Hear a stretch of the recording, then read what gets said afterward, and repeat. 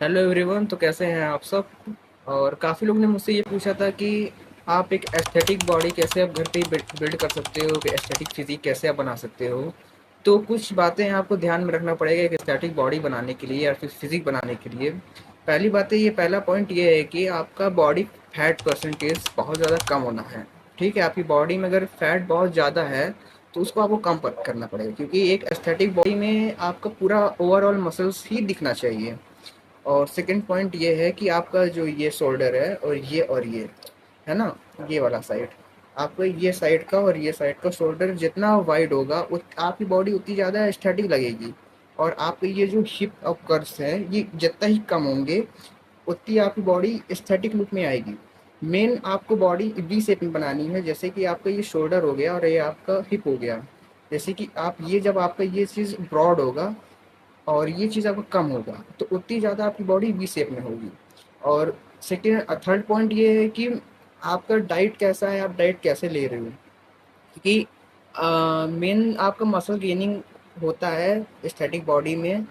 और body fat इसलिए मैंने कम बोला है कि देखो यार, बॉडी फैट अगर तुम लोगों के शरीर में बहुत ज़्यादा रहेगा तो तुम्हारी मसल्स उतना विजिबल नहीं हो पाएंगी।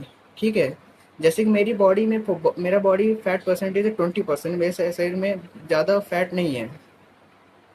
देखो, डाइट इसलिए इम्पोर्टेंट है कि अब डाइट की बात आती है तो अगर आपके घर के खाने से अगर आपकी डाइट पूरी हो जा रही है तो ठीक है। अगर नहीं हो पा रही है आपके घर के खाने से डाइट, जैसे कि कार्ब्स, प्रोटीन, अगर आप इनटेक नहीं कर पा रहे हो घर के खाने से, तो आप प्रोटीन पाउडर भी यूज़ कर सकते हो, मास गेनर भी यूज़ कर सकते हो। इसका कोई साइड इफेक्ट तो नहीं होता है। हाँ, ठीक ही ठाक होता है। अगर आप कैपेबल हो, आप अफोर्ड कर सकते हो तो आप ले सकते हो। और बाकी इतनी चीज़ें थी। अगर आपका बॉडी फैट अगर बहुत ज़्यादा है तो आप उसको कम कर लो।